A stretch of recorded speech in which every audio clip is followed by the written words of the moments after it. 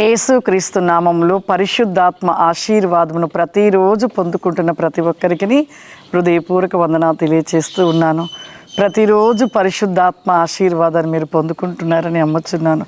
ప్రతిదినము కూడా మనం ఉదయం లేవగానే ప్రార్థన చేసుకునుట, వాక్యమును ధ్యానించుట, పరిశుద్ధాత్మ ఆశీర్వాదం పొందుకునుట, ఆ దినమంతా కూడా దేవుడు మనకి విజయాన్ని ఇస్తాడు, దీవిస్తాడు. ఈరోజు పరిశుద్ధాత్మ దేవుడు మనకిస్తూ ఉన్న వాగ్దానము యోహాను రాసిన ప్రకటన గ్రంథము 12వ అధ్యాయము 12వ వచనము.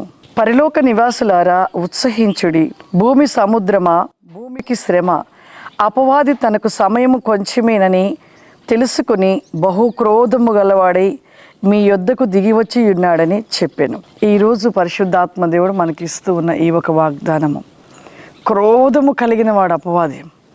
వాడు క్రోధముతో ఈ భూమి మీదకి దిగి వచ్చి ప్రతి మనిషిని చెదరగొడుతూ ఉన్నాడు.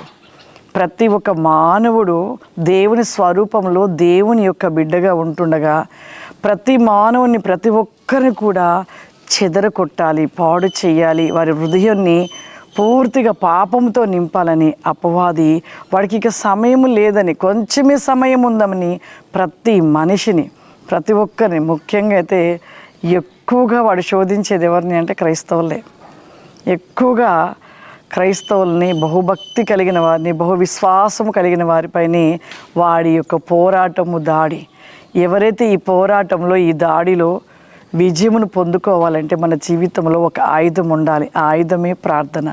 ప్రార్థన కలిగి మనం ఉంటే ఖచ్చితంగా అపవాదిని జయించగలుగుతాము.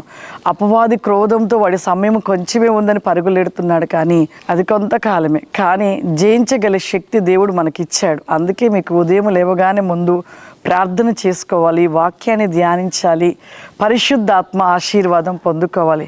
ఇక ఆ రోజంతా వాడు మన మీద పోరాటం చేయాలని, మనపై దాడి చేయాలని, మనని ఏదో రకంగా వాడు కృంగతీయాలని, ఏదో ఒక రకంగా ప్రమాదము కలిగించాలని చూస్తాడు. కానీ ఆ రోజు మనకి ఏమీ కాదు. ఎందుకు అంటే ప్రార్థన అనే ఒక ఆయుధము మన చేతిలో ఉంది, వాక్యం అనే ఆయుధం మన చేతిలో ఉంది, పరిశుద్ధాత్మ ఆశీర్వాదం మన చేతిలో ఆయుధంగా ఉంది. కాబట్టి ఈ మూడు కలిగి ఉన్నాము కాబట్టి ఆ దినమంతా కూడా మనం విజయాన్ని పొందుకుంటూ ఉంటాము. ప్రార్థన చేసుకుందాం. సర్వశక్తివంతుడా, దయగల తండ్రి, నీకు వందనాలు చెల్లిస్తూ ఉన్నాను ప్రభా. పరిశుద్ధాత్మ దేవా, ఈ ప్రోగ్రాం చూస్తున్న ప్రతి బిడ్డను మీరు దీవించండి నాయన, ఆశీర్వదించండి అయ్యా. నిజమే ప్రభా, వానికి సమయం కొంచెమే ఉందని క్రోధముతో ప్రభా ఎవరిని మృంగుదునా అని గర్జించి సింహములే తిరుగులాడుతూ ప్రతి హృదయాన్ని చెదరగొట్టుతూ ప్రభా తిరుగుచుండగా అపవాది యొక్క తంత్రములను లయపరచండి ప్రభా. ఈ ప్రోగ్రాం చూస్తున్న ప్రతి బిడ్డను ప్రభా నీ శక్తి చేత నింపండి, నీ ఆత్మ చేత నింపండి అయ్యా, మీ అభిషేకము చేత నింపండి అయ్యా. దినము అగ్ని జ్వాలలుగా మండించబడాలి ప్రభా. దినము వారిలో ఆత్మ వెలిగించబడాలి నాయన.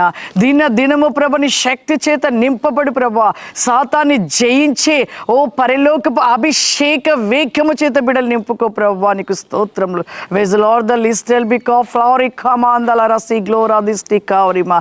ఈ ప్రోగ్రాం చూస్తున్న ప్రతి ఒక్కరి వేకములు ప్రభా, ఏ అనారోగ్యము చేత, ఏ ఇబ్బందుల వేకమైన అప్పుల సమస్యల చేత బాధపడుతున్నారు ప్రభా, అట్టి సమస్యల నుండి విడిపించండి నాయన. నీకు స్తోత్రములయ్యా. ఈ యొక్క దినమంతయు ప్రభా బిడ్డల్ని ప్రభా మీ స్వాధీన వేకంలో ఉంచుకొని విజయమునిస్తూ నాయన మీ దీవెన ఆశీర్వాదముల చేత నింపమని యేసుక్రీస్తు నామములో అడుగుచున్నాను తండ్రి.